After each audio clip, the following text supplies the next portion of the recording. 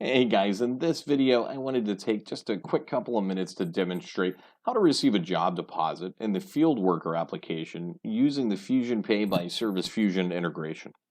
And of course, the receiving a job deposit functionality is going to live inside of a job in the field worker application. So we'll begin this process by first navigating to the My Work section of the field worker application.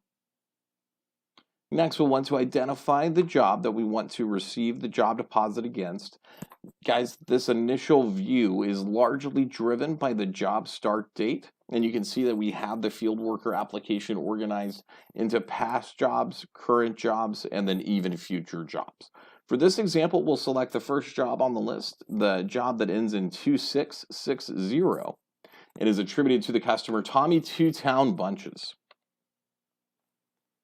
Once we select this job for Tommy, we're immediately presented with the initial job screen. We want to scroll down once we're on this screen, and we want to look for the tabs that are underneath the Assign To field.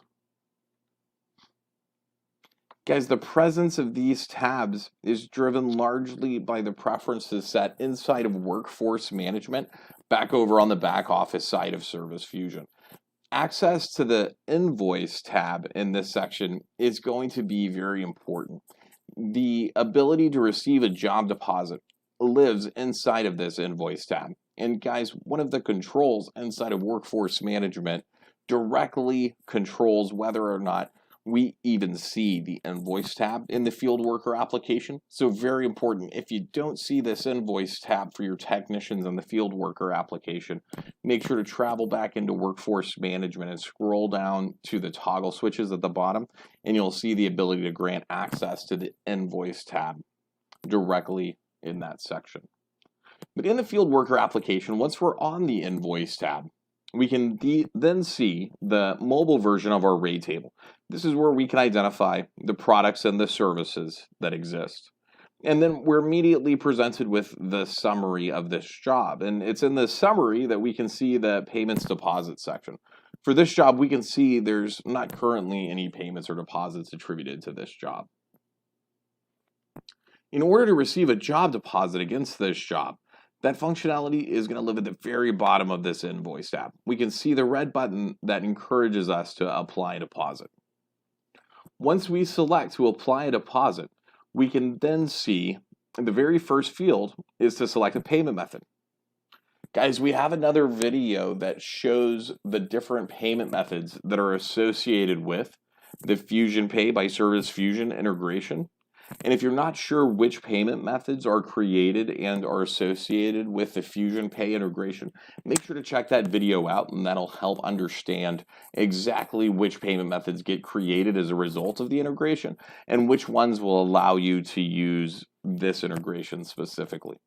American Express is the first one that we see that it has selected by default. That certainly is one of the Fusion Pay payment methods. But for this example, we're actually going to choose MasterCard. You can see that the next two entries I'm presented with is to select between either entering the information manually or instead to use a card reader. Guys, currently the use card reader functionality is a placeholder for future use, so we'll want to make sure to continue with the enter manually option that we have selected. Next, we see the credit card field. This field wants us to enter in the card information, but guys, we can also select this down arrow, and then we can see that that will result with a couple of different options. I can either choose to enter an entirely new card directly from this receive payment screen, or instead I can choose to run a card on file if there's one that exists.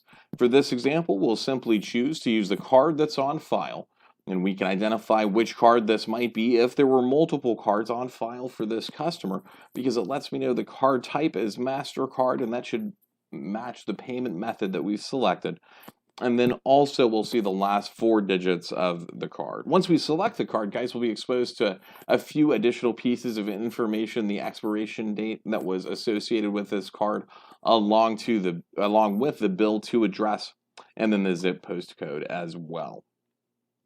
And guys, it's really that easy. Once that information has been entered, we'll simply choose to submit payment.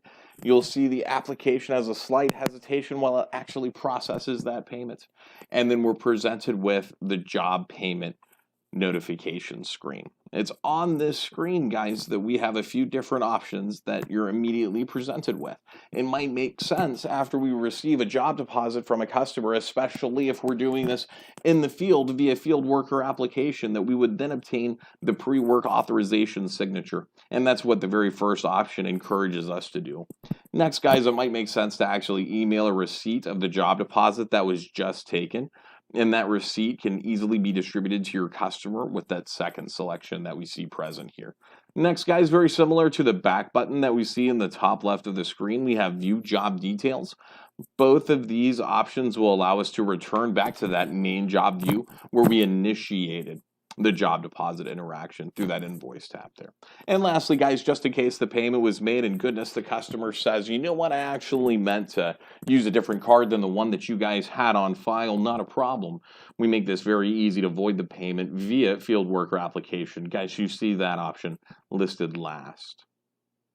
If we travel back to our view job details, guys, this will put us back into the job and we can continue with the work order. And that's how you receive a job deposit in the field worker application using the Fusion Pay integration by Service Fusion.